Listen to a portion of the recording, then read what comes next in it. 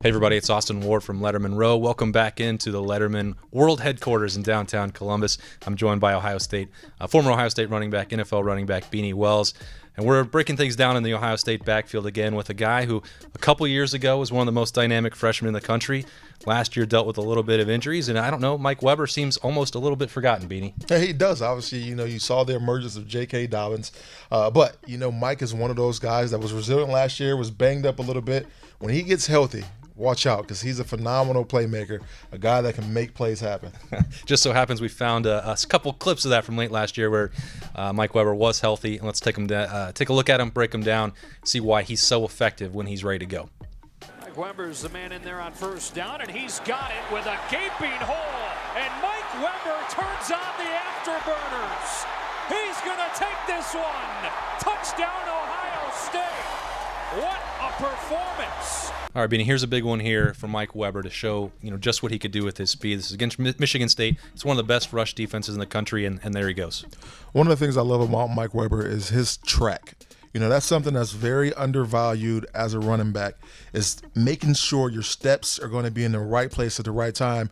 And here you just see it on a simple draw play, him running this track, bringing guys down, defenders down to the blocks for the offensive lineman, making it an easier job on them, and him allowing his athletic ability to take over and to take this run the distance. This is a healthy Mike Weber right here. And this is what we all came to love his freshman year and last year when he was able to get back healthy. These blocks up front, I know you love to give credit to those big guys. You can't do what you do without them. What do you see up here that allows this, Mike Weber to break free and show that speed? It's a traditional draw play, and obviously Mike setting up as it's going to be a pass, just sliding over, making it a lot easier for the offensive lineman to go out and get those blocks. Look at the reaches here. Billy Price, he was phenomenal all year last year. It's what made him one of the top picks in the draft this year.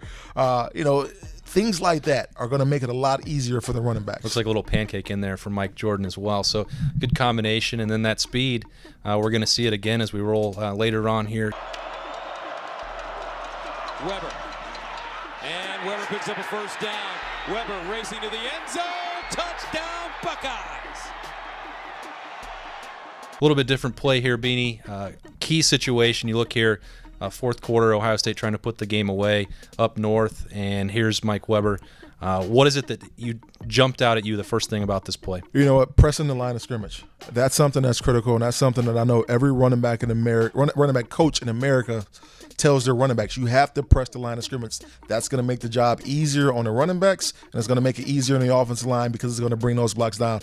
Here you have Mike Weber pressing the line of scrimmage all the way to the tight end's heels, and then his ability to be able to make that cut outside and just outrun the defenders. Is it difficult to trust that, or why do you not see that always executed quite so well, pressing that hole? You get running backs that get the jitters. They're not absolutely patient back there and allowing things to develop, and that's one of the things that we're able to see right here with Mike Weber. He's a very patient runner.